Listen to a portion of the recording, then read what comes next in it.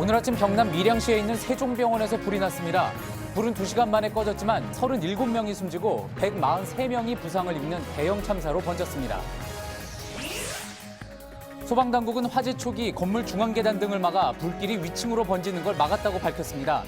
하지만 연기가 삽시간에 위층으로 퍼진 데다 대부분 나이가 많거나 거동이 불편한 환자들이 제때 대피하지 못해 피해가 컸습니다. 밀양 화재 참사 현장에선 인근 시민들이 직접 나서 소방대원의 구조 작업을 돕기도 했습니다. 시민들은 구조용 장비를 함께 붙들고 있거나 환자들에게 이불과 손난로를 제공했습니다. 이명박 전 대통령이 아들 이시영 씨를 통해 다스가 BBK로부터 돌려받았던 투자금 140억 원을 되받으려 한 정황이 담긴 녹취 파일이 공개됐습니다. 어제에 이어 뉴스룸은 다스 핵심 관계자들의 통화 녹음 파일 내용을 분석해 집중 보도합니다. 한편 이명박 정부 국정원으로부터 억대의 불법 자금을 수수한 혐의로 검찰에 출석한 이상득 전 의원은 조사 4시간 만에 건강상의 이유로 귀가했습니다. 남자 테니스의 정현 선수가 호주 오픈 결승 문턱에서 발바닥 부상으로 기권했습니다. 정현은 테니스 왕자로 불리는 페더러와 치른 4강전 도중 경기를 포기해 결승 진출에는 실패했지만 메이저 대회 4강 기적을 일궈내며 한국 테니스의 전망을 밝혔습니다. JTBC 뉴스룸 지금 시작합니다.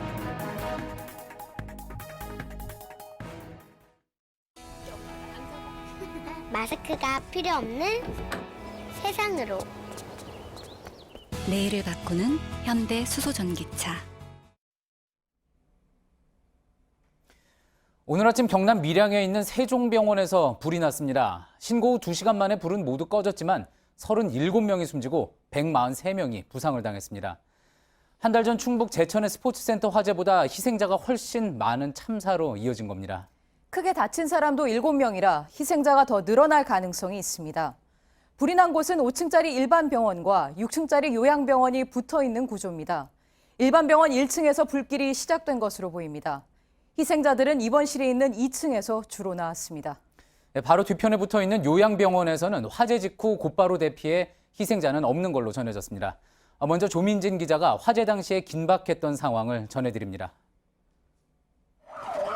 오늘 오전 7시 32분, 경남 밀양소방서에 화재 신고가 접수됐습니다. 구조대원들은 3분 만에 현장에 도착했습니다. 소방 헬기가 동원돼 구조자를 끌어올립니다. 아래로 보이는 병원 내부에선 여전히 시뻘건 불길이 타오릅니다. 건물 안팎은 시커먼 연기로 에워싸였습니다. 마스크를 쓴 사람들은 뿌연 연기를 헤집고 정신없이 현장을 빠져나왔습니다. 소방관과 구급대원들은 거동이 불편한 고령 환자들을 들것에 태워 병원으로 옮겼습니다. 화재가 난 일반 병원과 바로 뒤 요양병원엔 각각 100명 안팎의 환자들이 입원해 있었습니다. 불이 난 곳은 일반 병원 1층 응급실입니다. 구조대원들은 요양병원 환자들을 먼저 대피시킨 후 화재가 발생한 병원 전층으로 진입했습니다. 하지만 입원 환자들이 많았던 2층에서 이미 많은 사망자가 발생한 뒤였습니다. 화재 발생 후 2시간여 만에 큰 불길이 잡혔고 3시간 만인 오전 10시 26분 화재는 완전히 진화됐습니다. 불에 탄 병원은 처참했습니다. 구역입니다. 예. 선생님, 구역입니다. 나가주시죠, 같이. 깨져버린 유리창과 시커멓게 타버린 벽. 바닥엔 잿더미가 쌓였고 구조물은 뼈대만 남았습니다. JTBC 조민진입니다. 조금 전 리포트에서 보신 것처럼 오늘 사망자는 37명이나 나왔습니다. 이렇게 화재가 커지게 된 이유에 대해서도 여러 가지 이야기가 나오는데 현장을 연결해서 자세한 이야기 먼저 들어보도록 하겠습니다. 윤두열 기자, 먼저 이제 화재 상황부터 하나하나 좀 짚어봐야지 되겠습니다. 아주 참혹한 화재로 번지게 된 건데 불이 1층 응급실에서부터 시작이 됐다고 하죠? 네, 지금 화재가 발생한 지 13시간이 지나고 있는데 아직 매캐한 냄새가 없어지지 않고 있습니다. 화재가 난 병원, 세종병원 바로 제 뒤로 보이시는 병원인데요. 모두 까맣게 타버렸습니다. 이 세종병원은 일반 병원과 요양병원으로 나뉘는데요. 오늘 화재가 발생한 곳은 일반 병원, 세종병원 일반 병원입니다. 불은 1층 응급실에서 발생했다. 병원 근무자들의 공통된 의견입니다. 하지만 응급실 안에 있는 탈의실에서 발생했는지 아니면 천장에 있는 내액 난방 전반기에서 발생했는지는 진술이 엇갈리고 있습니다. 오늘부터 본격적으로 현장 감식이 시작됐고 병원 관계자들도 경찰 조사를 받고 있기 때문에 왜 불이 발생했는지 또 발화 지점은 어디 있는지 조만간 밝혀질 것으로 보입니다.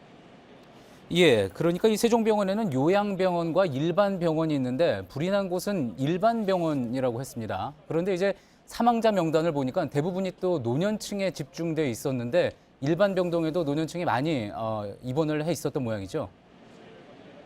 네, 이 세종병원은 혈관 전문 병원으로 유명합니다. 때문에 뇌졸중 등으로 찾아오는 노년층 환자들이 많습니다. 오늘 사망자 37명 가운데 대다수도 60대에서 90대 사이 노년층이었습니다.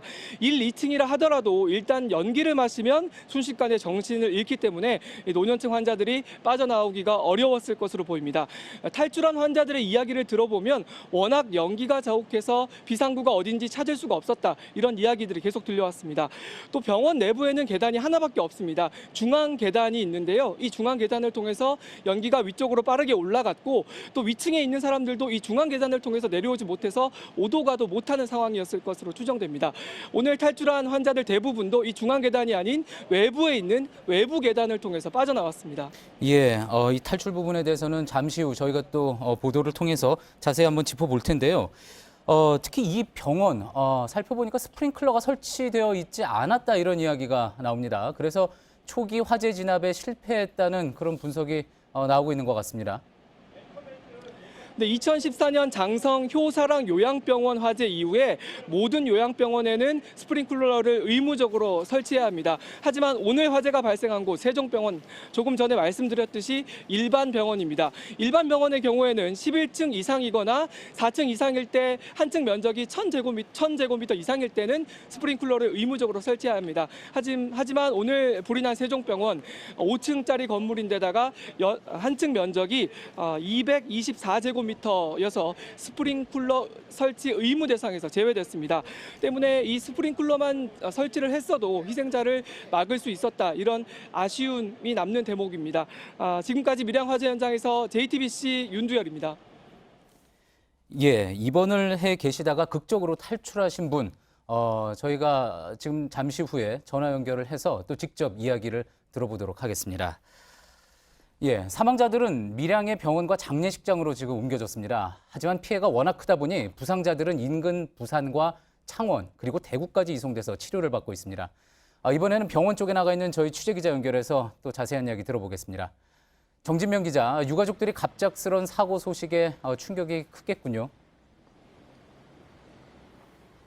네, 오늘 아침 사고 소식을 듣고 많은 유가족들이 병원을 찾아왔습니다. 제가 나와 있는 밀양병원에는 희생자 11명과 부상자 19명 등 모두 30명이 옮겨졌습니다. 시신은 대부분 검게 연기에 그을린 상태였던 것으로 전해졌습니다. 갑작스런 사고 소식에 병원을 찾은 유가족들은 오열을 하며 몸을 제대로 가누지 못했습니다. 진료를 받기 위해 병원을 찾은 시민들도 침통한 모습으로 안타까워했습니다. 예, 정진명 기자가 이야기한 대로 피해가 워낙 컸습니다. 그러다 보니까 이제 희생자들 신원 확인에도 시간이 상당히 걸렸을 것 같은데 이 신원 확인이나 장례 절차에 대한 안내는 지금 제대로 되고 있습니까? 네, 오늘 사고가 났기 때문인지 아직 체계가 잡히지 않는 모습입니다. 신원 확인이 더뎌지면서 유족과 부상자 가족들은 오랜 시간을 기다려야 했습니다. 희생자의 경우에는 힘들게 시신을 확인했지만 장례를 치르지 못하고 발길을 돌리기도 했습니다. 경찰 수사가 진행되고 있어 시신을 인계받지 못했기 때문인데요. 일부 유족들은 장례식장에 빈소를 미리 마련하기도 했습니다. 특히 종합상황실도 만들어지지 않아 제대로 된 안내가 없어 희생자 확인을 위해 밀양시내 병원과 장례식장을 일일이 돌아다니기도 했습니다. 밀양시는 내일 사망자 합동 분향소를 밀양문화체육회관에 설치할 예정입니다. 예, 지금 부상자들도 많고 중상자, 특히 그중에는 중상자도 많습니다. 그래서 추가 희생자가 나올 가능성이 높다는 이야기도 있는데 지금 상황이 어떻습니까? 네, 부상자가 143명이나 됩니다. 이 때문인지 이곳 밀양병원은 물론 인근 부산과 창원, 대구까지 옮겨져 치료를 받고 있습니다. 중상자는 한때 18명으로 전해졌는데 조금 전 7명으로 수정된 상황입니다. 추가 희생자가 나왔다는 소식은 없지만 아직 안심할 수 있는 상황은 아닙니다. 예, 지금까지 밀양병원에 나가 있는 정진명 기자였습니다. 예, 앞서 이제 윤도열 기자가 화재 발생 지점에 대해 1층 응급실로 추정된다는 이야기 전해드렸습니다. 조금 전 경찰이 이 응급실 CCTV를 공개했습니다.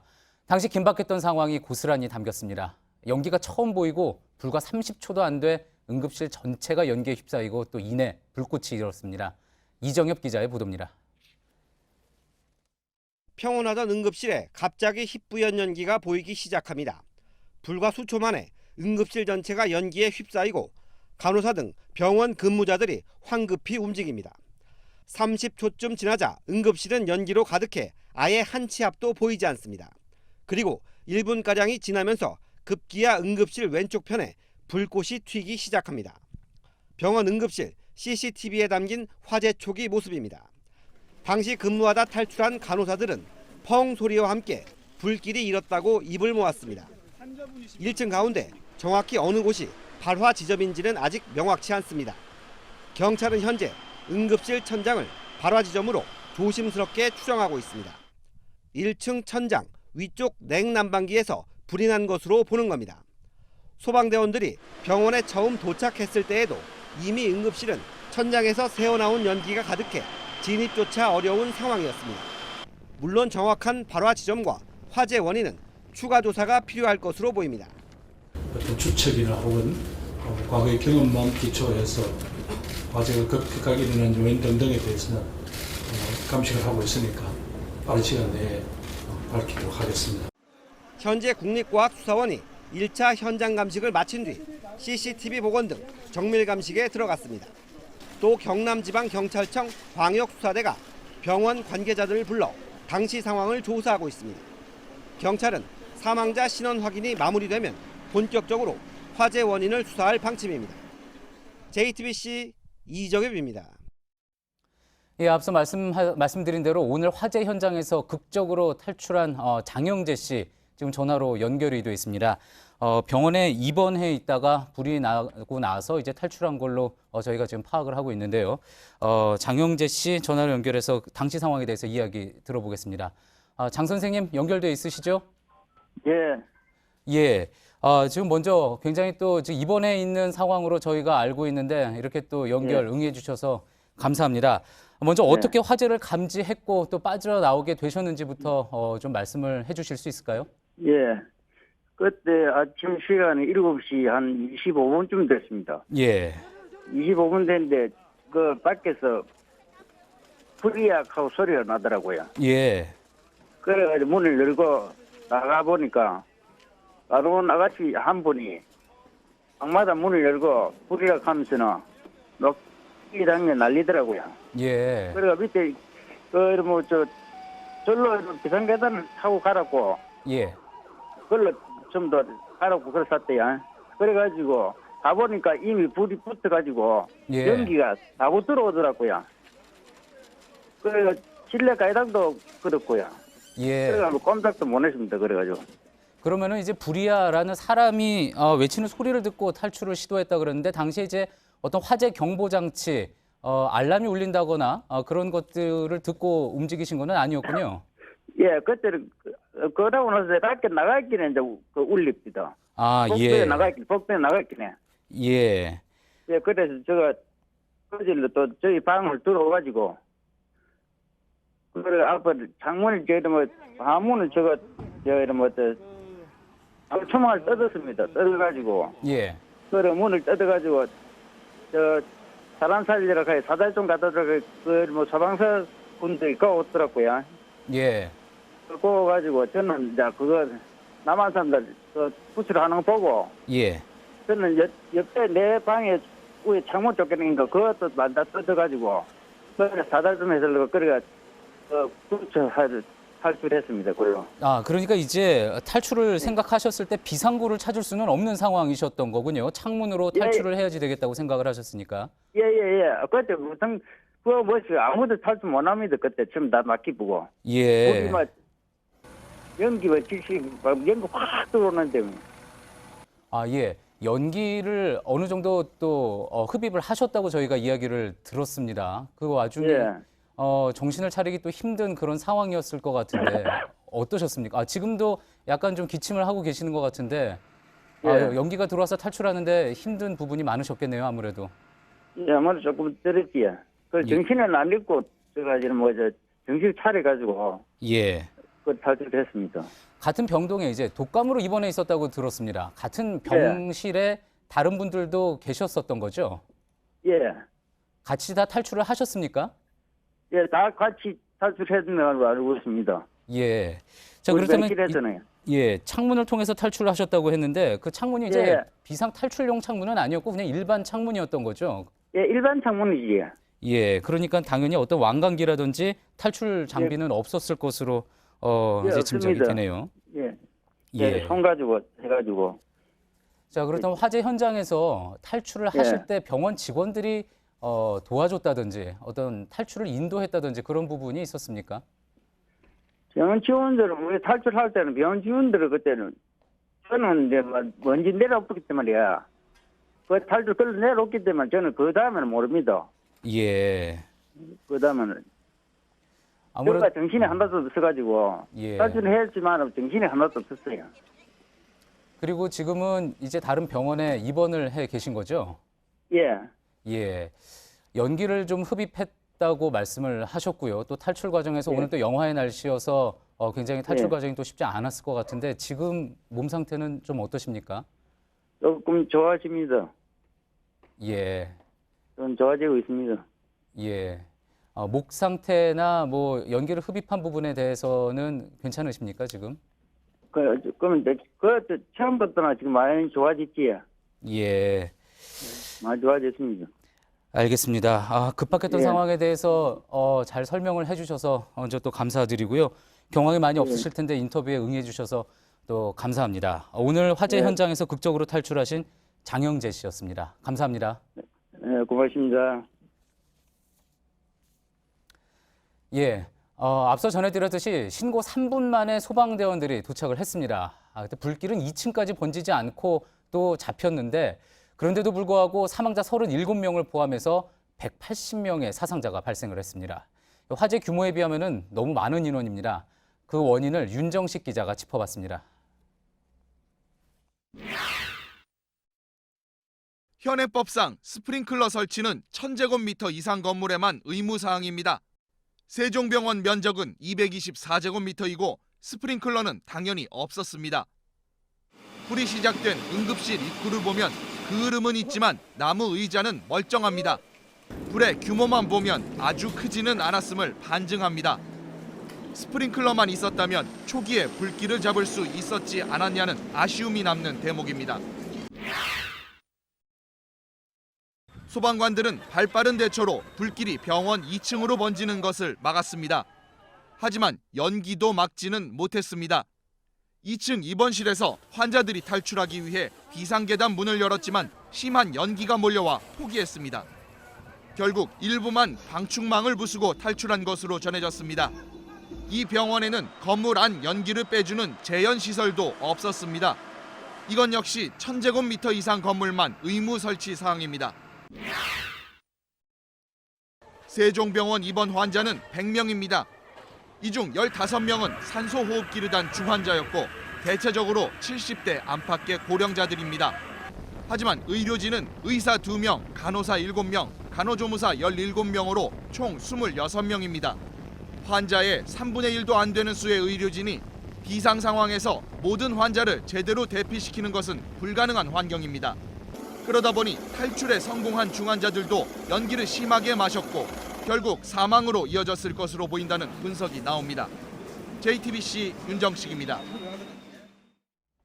예, 소방대원들이 화재 현장에 도착했을 때 이미 1층은 연기로 뒤덮여 있었다고 합니다.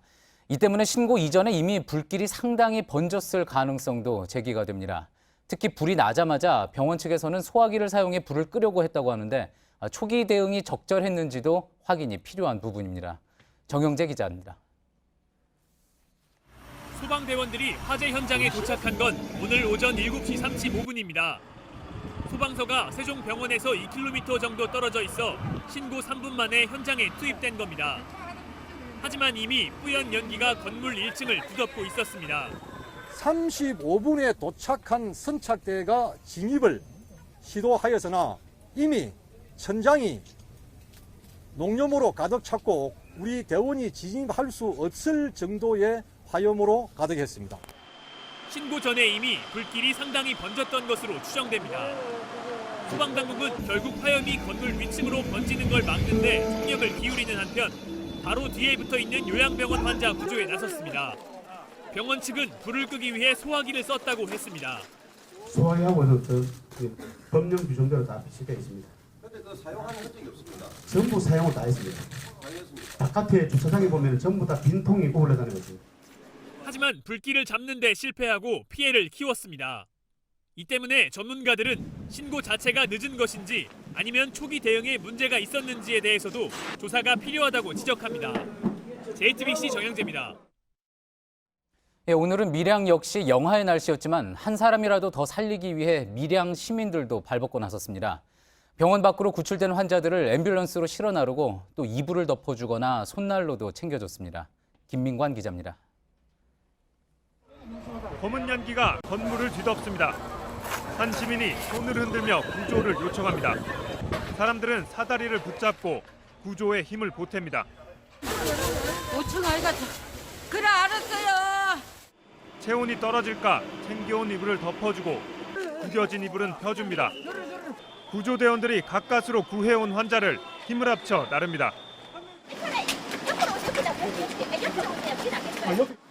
구호 물품도 직접 챙겨왔습니다. 앰뷸런스 실어주고 이불 같은 걸로 다 몸을 꽁꽁 싸들고 핫팩 같은 거 있으면 핫팩으로도 손에 넣어주고 그랬어요. 폭탄 속 구조 현장에선 구조대와 시민이 하나였습니다. JTBC 김민관입니다. 예, 문재인 대통령은 오늘 오전 긴급회의를 열고 범정부 차원의 대책 마련을 지시했습니다. 오후에는 이낙연 총리가 화재 현장을 찾았습니다. 고석승 기자가 보도합니다. 화재가 발생한 뒤 곧바로 청와대에서는 국가위기관리센터가 가동됐습니다. 문재인 대통령은 이어 긴급 수석보좌관 회의를 열고 대책을 논의했습니다. 인명 및 재산 피해의 조기 수습을 위하여 범정부 차원의 역량을 총결집하여 지원 대책을 마련할 것을 지시했습니다. 사고 직후 밀양 상황실을 찾은 이낙연 국무총리는 정확한 사고 원인과 책임 규명을 강조했습니다. 무엇보다 사상자 가족의 의사를 중요하게 생각해달라고 당부했습니다. 그러면서 면목이 없다고 말했습니다. 다시는 이런 일이 없도록 하겠다는 말씀을 드린 처지라 똑같은 말씀을 드리기가 면목이 없습니다. 문재인 정부가 특히 안전을 강조해왔지만 연이어 대형 인명피해가 발생한 데 따른 것입니다. 특히 연초 대통령의 신년 기자회견에서는 사고에 대한 상시적인 대응 시스템도 정비하겠다고 밝힌 바 있습니다. 청와대는 현장 수습 상황을 지켜본 뒤 문재인 대통령의 현장 방문도 검토하고 있습니다. JTBC 고석승입니다. 네, 어제 저희는 다스 핵심 관계자가 50여 명의 임직원과 통화한 음성 파일 888개 중 일부를 보도했습니다. 이명박 전 대통령의 아들인 이시영 전무, 또 조카인 이동영 부사장의 목소리였죠. 이들의 대화는 이 전 대통령을 실소유주로 봐야 이해가 됩니다. 또 회장이나 부사장 같은 직함은 허울에 불과한 실상도 드러났습니다. 자, 오늘은 또 다른 음성 파일 수십 개를 분석해 전해드리겠습니다. 여기엔 이 전 대통령의 조카로 서울시장 선거 때 특보를 지낸 김동혁 씨의 음성도 있습니다. 다스가 BBK로부터 회수한 투자금 140억을 이 전 대통령이 아들 시영 씨를 시켜 받아내려 한 정황이 나왔습니다. 검찰 수사의 핵심이기도 해서 파장이 예상됩니다. 전영희 기자입니다. 다스는 2011년 BBK에 투자했던 140억 원을 돌려받았습니다. 이 과정에 청와대 등 국가기관이 개입했다는 의혹이 나와 다스의 실소유주 논란은 확산됐습니다. 더불어민주당 박범계 의원이 공개한 녹취 파일에는 이명박 전 대통령 측이 다스로부터 140억 원을 가져가려 한 정황이 담겼습니다.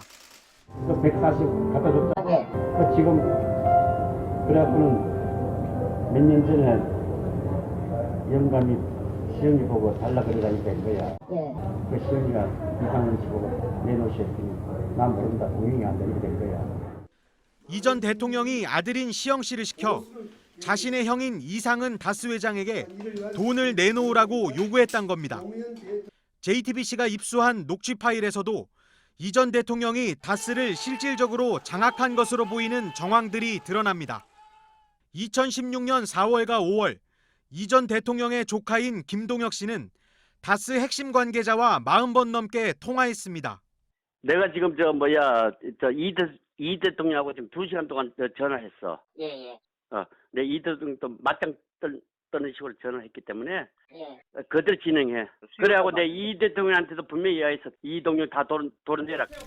이상은 회장의 아들이자 당시 다스의 부사장이던 이동형 씨를 다스에서 내보내겠다고 이 전 대통령에게 보고했단 겁니다. 동영이는 뭐 당연하지만 그 두 놈 또 지금 저 대통령한테 좀 명단에 들어갔다니까 내가 이야기를 했다니까 어저께. 시간을 길게 끌면 안 돼. 이 씨뿐만 아니라 그 측근들까지 내보낼 계획을 세웠고 최종적으로 이 전 대통령에게 허락을 받았다는 의미로 해석됩니다. 김동혁 씨는 이 과정에서 이 씨의 비리 관련 정보를 수사기관에 전달했다고도 주장합니다. 벌써 검찰하고 내가 다 이야기 돼 있어.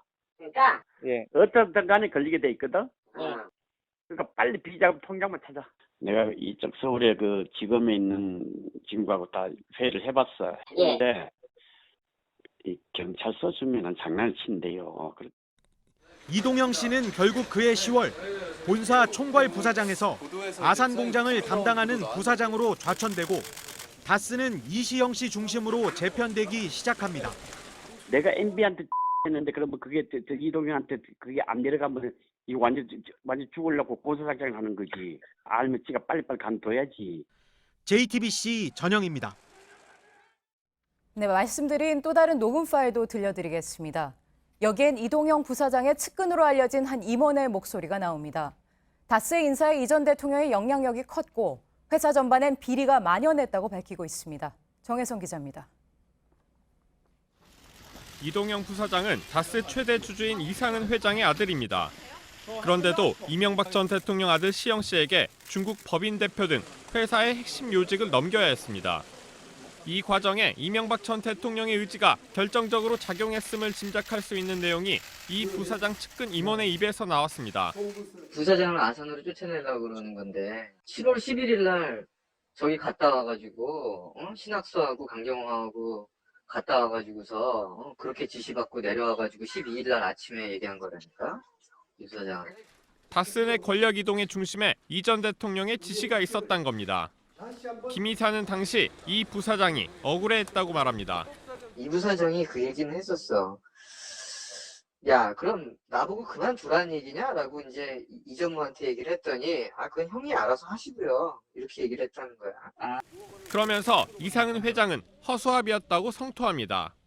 남들은 이 부사장이 그렇게 됐는데 왜 회장님이 안 나서시나 막 이렇게들 얘기하는 사람들도 있는데 다스 회계와 자금 관리를 책임졌었던 김 이사는 회사 전체에 비리가 만연해 있다고도 말합니다. 물량이 20%가 늘어났는데 돈이 40억인가 30억인가가 줄어들었어요. 1년에. 나는 그거 몰랐는데 홀딩사에서 저 리베이트 아주 고정화돼 있다고 그러더라. 보니까. 당시 상황을 생생히 보여주는 녹음 파일들로 다스 실소유주에 대한 의혹은 더욱 커지고 있습니다. JTBC 정혜성입니다. 어젯밤 검찰이 이 전 대통령 소유였던 영포빌딩을 압수수색한 걸 두고 해석이 분분합니다. MB정부 출신의 핵심 관계자는 저희 취재진에게 청와대가 만든 다스 자료를 찾으려 한 것 같다고 했습니다. MB정부 청와대가 다스 문제에 직접 관여했을 가능성을 내비친 겁니다. 이희정 기자입니다. 영포빌딩 지하 2층은 이명박 전 대통령의 처남이자 다스 일대 주주였던 김재정 회장이 사무실로 썼던 곳입니다. 이 때문에 MB정부 출신의 한 핵심 관계자는 검찰이 김 회장의 부인 권영미 씨를 조사하다 사무실의 압수수색 필요성이 대두된 것이라고 분석했습니다. 권 씨는 2010년 남편이 사망한 뒤 상속세를 주식으로 내는 물납을 택했고 MB정부가 이를 허용해 특혜 논란이 일었습니다. 이에 따라 이 관계자는 물납과 관련해 청와대 실무진이 검토한 서류가 영포빌딩에 남아 있었을 가능성을 제기하며 당시 김백준 총무기획관이 상속세 관련 부분을 검토했을 것이라고 주장했습니다.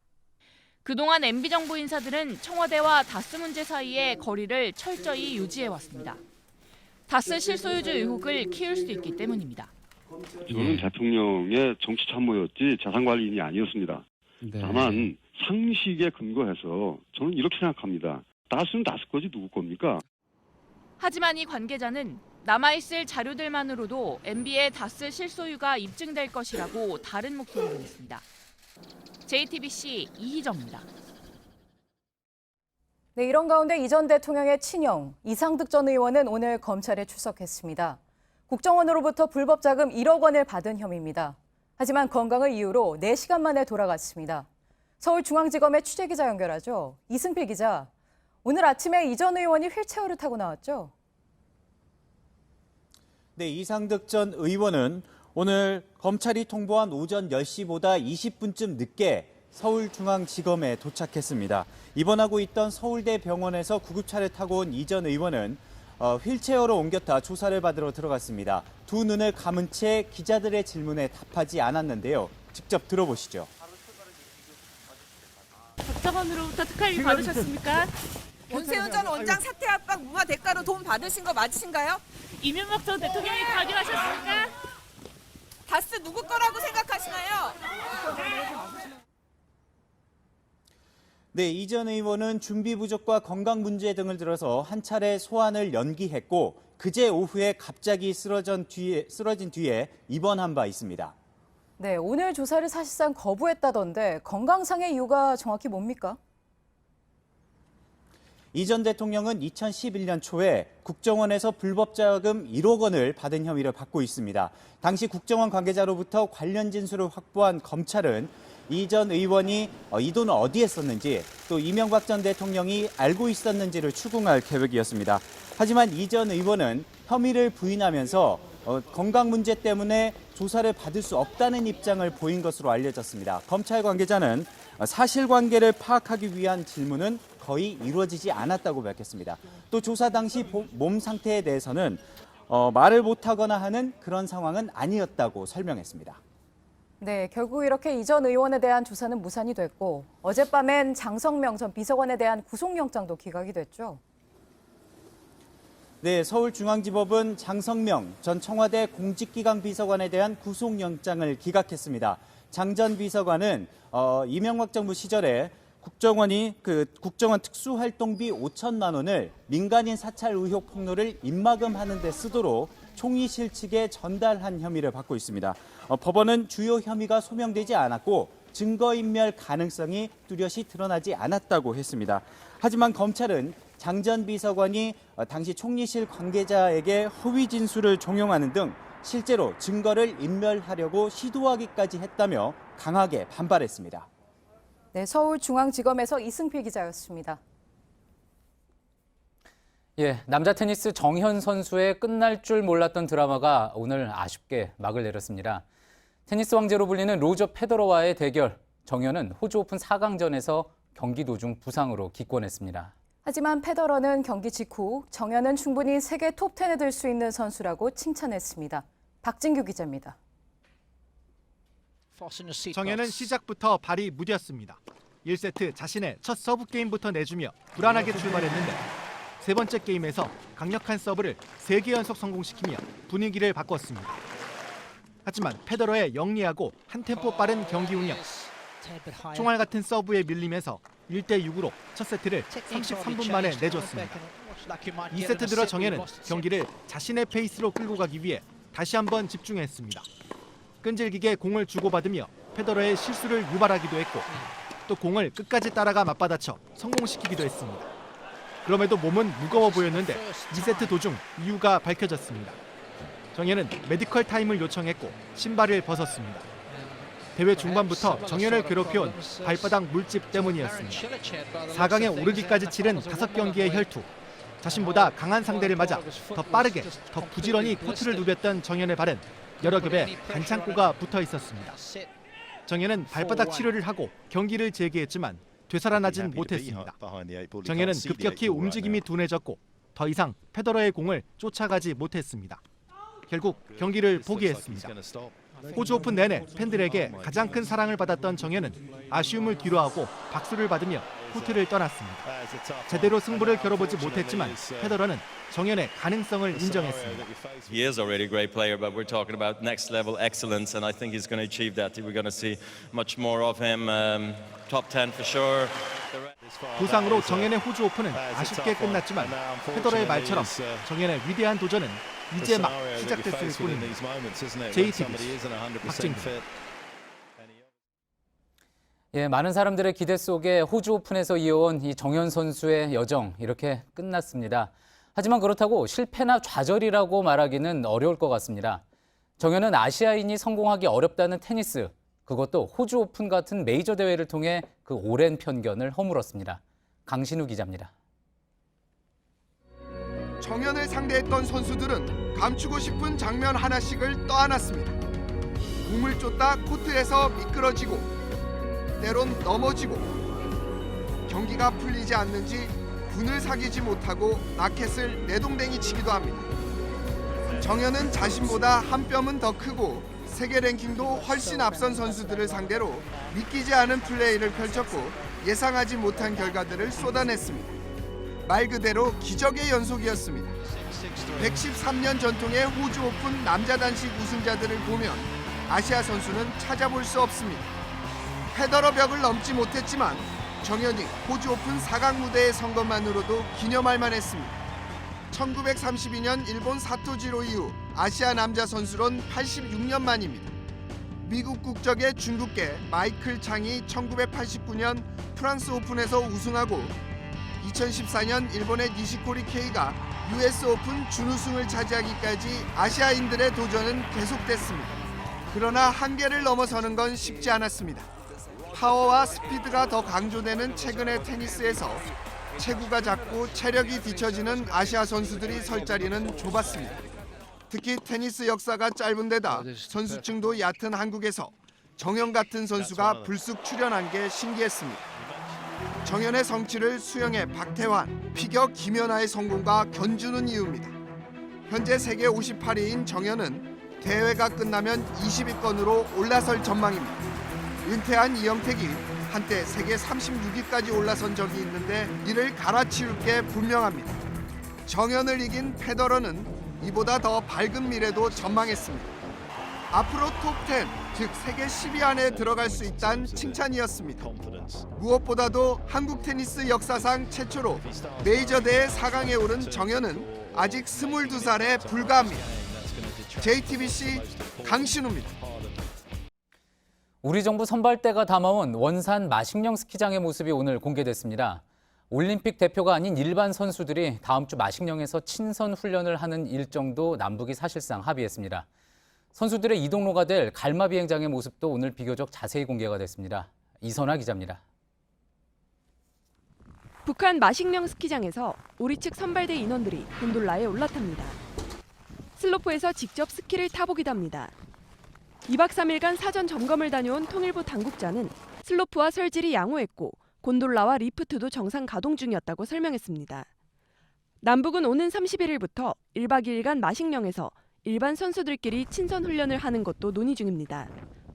이때 우리가 이용하게 될 것으로 보이는 원산의 갈마 비행장의 모습도 공개됐습니다. 갈마 비행장은 무수단 미사일의 단골 발사 지역으로 우리에게 많이 알려진 곳입니다. 하지만 오늘 공개된 영상에는 공항 안의 식당과 면세점 등 편의시설이 비교적 자세히 담겨 있었습니다. 다음 달 초 금강산에서 열기로 한 남북 합동 문화행사 장소로는 금강산 문화회관이 유력하게 검토되고 있습니다. 이런 가운데 어제 내려온 북측 선발대는 올림픽 주경기장과 국제방송센터, 알파인과 크로스컨트리 스키장을 점검했습니다. JTBC 이선아입니다. 네, 요즘 연일 최저 기온을 갈아치우고 있죠. 한강은 물론이고 부산 앞바다도 얼었다고 합니다. 오늘은 여의도 선착장에 취재 기자가 나가 있습니다. 유한우 기자, 강바람 때문에 많이 춥죠. 한강도 완전히 얼었을 것 같은데 어떻습니까? 네, 제가 나와 있는 곳은 이 요트를 정박시킬 수 있는 서울 여의도의 선착장입니다. 이 일주일 가까이 한파가 계속되면서 이 요트 사이로 꽝꽝 언 얼음을 볼 수 있습니다. 이 때문에 여기에 정박된 이 요트 수십 척이 얼음에 갇혀서 꼼짝하지 못하고 있는 상태입니다.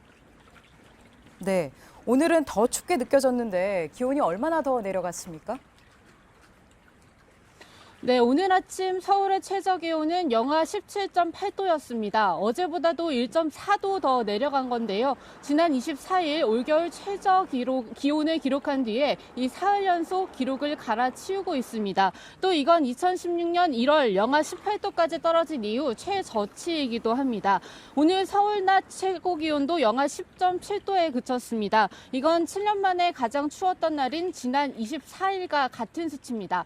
다른 지역들도 상황은 마찬가지라서요. 지난 22일 밤부터 시작해서 이 제주도를 제외하고 전국에 내려진 한파특보가 사흘째 계속되고 있습니다. 네, 뉴스 앞부분에 밀양 화재 소식 전해드렸는데 춥기도 춥지만 많이 건조하기도 했죠. 네, 맞습니다. 대기가 매우 건조합니다. 눈이 내렸던 서쪽 지역을 제외한 전국 대부분 지역이 현재 건조특보가 내려져 있습니다. 오늘 커다란 불이 난 경남 밀양에도 어제 오전 10시부터 건조경보가 발령된 상태였습니다. 또 서울도 어제 낮에 건조주의보에서 건조경보로 특보 단계가 올라갔는데요. 2015년 3월 이후 3년 만에 건조경보가 내려진 겁니다. 기상청은 이 지역 외에도 추가적으로 대기가 건조해질 수 있다고 보고 화재 예방을 신신당부했습니다. 네, 그럼 내일은 날씨가 좀 풀리겠습니까? 아닙니다. 내일도 서울 아침 기온이 영하 15도, 대전도 영하 15도고요. 대구 영하 12도 등으로 춥습니다. 일요일에는 기온이 조금 오르지만 그날 하루뿐입니다. 다음 주 초에도 아침 기온이 영하 10도 밑으로 떨어지는 등 추운 날씨가 이어지겠습니다. 네, 유한우 기자 고생했습니다. 여의도 선착장에서 전해드렸습니다. 아버지가 면접위원으로 들어와 자녀를 합격시켰다면 믿어지시겠습니까? 은행 채용에서 벌어진 일입니다. 은행권 실태조사에서 경영진의 친인척이거나 명문대 출신이라며 특혜 채용한 경우가 무더기로 나왔습니다. 이태경 기자입니다. 한 시중은행의 인사 담당 임원은 자신의 자녀가 응시한 면접시험에 면접위원으로 들어갔습니다. 그 덕인지 이 지원자는 고득점으로 합격했습니다. 또 다른 은행에선 최고 경영진의 친인척이 높은 등수로 합격했습니다. 서류와 실무 면접에서 받은 점수는 최하위권이었지만 역시 임원 면접에서 최고 등급을 받았습니다. 정치인의 자녀를 합격시키기 위해 채용 인원을 늘린 은행도 있습니다. 금융감독원이 2015년 이후 3년간 은행 신규 채용 과정을 살펴본 결과 이 같은 채용 비리가 22건 적발됐습니다. 부정 채용이 전혀 없다던 각 은행의 자체 조사와는 전혀 다른 결과입니다. 개인 신상을 공개하지 않는 블라인드 채용 등 공정한 절차를 내걸었지만 실제로는 특혜를 줄 지원자의 명단을 별도로 관리하기도 했습니다. 한 은행은 서울 명문대 출신들의 면접 점수를 집단으로 올려줬습니다. 이 때문에 합격권에 있던 다른 대학 출신들은 영문도 모른 채 떨어졌습니다. 금감원은 채용 청탁자와 비리 관련자를 검찰에 수사 의뢰하고 은행권 채용 절차 개선책을 마련하기로 했습니다. JTBC 이태경입니다. 네, 당분간 해외 다녀오실 때 입국 대기 시간 여유 있게 잡으셔야겠습니다. 평창올림픽을 앞두고 인천공항에선 입국장의 세관 검사가 깐깐해졌습니다. 그 첫날 저희 취재진이 가보니 공항에서 나오는데 평소보다 2시간은 더 걸렸고 면세 한도가 넘으면 가산세 무는 경우도 늘었습니다. 이주찬 기자입니다. 인천공항 입국장에 긴 줄이 늘어섰습니다. 세관 공무원들이 모든 입국자의 개인 휴대폰을 엑스레이로 검사한 뒤 다시 직접 점검합니다. 평창 동계올림픽을 앞두고 전국 공항과학만은 테러 방지와 안전을 위해 오늘부터 7주 동안 이처럼 여행자 휴대폰을 정밀 검사하기로 했습니다. 화물칸에 실은 가방도 조금이라도 수상한 물품이 있다 싶으면 바로 검사에 들어갑니다. 약과 과일, 어린이 장난감도 일일이 꺼내 확인합니다. 그러다 보니 면세 한도를 넘긴 휴대폰도 속속 나옵니다. 포장 상자를 버리고 들고 오던 명품 가방은 세관 공무원에 바로 적발되고 가방속에 넣어들여온 명품 시계도 여지없이 걸렸습니다. 보니까 금지된 물품이 들어있는 거 가서 검사를 해봤더니 모양만 비슷한 장난감이었습니다. 한층 까다로워진 절차에 입국 시간은 평소보다 1시간, 길게는 2시간이 더 걸렸습니다.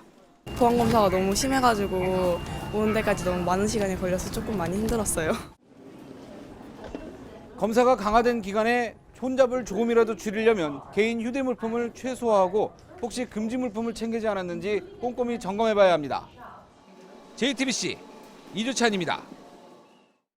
네, 뉴스가 시작된 8시부터 밀양경찰서에선 이번 화재에 대한 브리핑이 진행됐습니다. 브리핑은 조금 전 끝난 것 같습니다. 어떤 내용들이 더 나왔는지 취재기자 연결합니다. 정원석 기자, 경찰이 이번 화재에 대해 수사에 착수했는데 사망자 신원은 다 밝혀졌습니까? 네, 경찰은 37명의 사망자 신원을 모두 파악했다고 밝혔습니다. 35명은 지문으로, 그리고 나머지 2명은 고령으로 정확하게 지문이 파악되지 않아서 유족이 직접 신원을 확인했다고 합니다. 불에 타서 숨진 사망자는 없었고 지금까지는 모두 연기로 인한 질식사였던 것으로 파악되고 있습니다. 사망자 대부분의 나이대는 26명이 80대로 고령층이었는데요. 사망자 37명 중 34명이 여성이었습니다. 네, 그럼 층별로 입원한 환자가 몇 명이었는지도 확인이 됐습니까? 네, 경찰은 조사 초기부터 병원 내부의 환자 명부 등을 담고 있는 컴퓨터 하드디스크를 확보해 분석을 했는데요. 2층 입원 환자 중에서 사망자가 가장 많이 나왔습니다. 18명의 사망자가 2층 입원 환자 중에 나왔고요. 불이 난 1층과 그 지점이 가까웠기 때문인 것으로 추정이 됩니다. 그리고 3층과 4층 병동에선 각각 사망자가 8명씩 나왔는데 숨진 의사와 간호사 등 3명이 숨진 위치는 지금까지는 파악되지 않고 있습니다. 네, 그리고 경찰이 CCTV를 공개했는데 응급실 안에서 불이 난 것으로 추정하고 있다죠? 네, 그렇습니다. CCTV를 앞서 리포트에서 보셨듯이 응급실 안쪽에서 연기가 새어나오는 모습을 볼 수 있었는데요. 경찰은 이를 바탕으로 1층 응급실 안쪽에서 불이 난 것으로 파악하고 있습니다. 1층은 심하게 탔지만 2층 이상에선 전혀 타지 않았고 약간의 그을음만 있었던 점도 이러한 추정을 더욱더 강하게 만들고 있습니다. 응급실의 탈의실과 탕비실로 쓰이던 공간에서 조리를 위한 전기기구가 있었다, 이런 진술이 나옴에 따라서 불이 난 지점으로 추정이 되고는 있는데 정확한 부분은 내일 국과수와 함께 2차 정밀 감식에 나선 이후에야 보다 구체적인 내용이 나올 것으로 추정됩니다. 지금까지 경남 밀양경찰서에서 JTBC 정원석입니다. 네, 끝으로 내일 날씨 보겠습니다. 주말에도 강추위가 이어집니다. 낮에는 기온이 조금 올라 서울과 춘천을 제외하고는 영상권을 회복합니다. 예, JTBC 뉴스룸 저희가 준비한 소식은 여기까지입니다. 시청해주신 여러분 고맙습니다.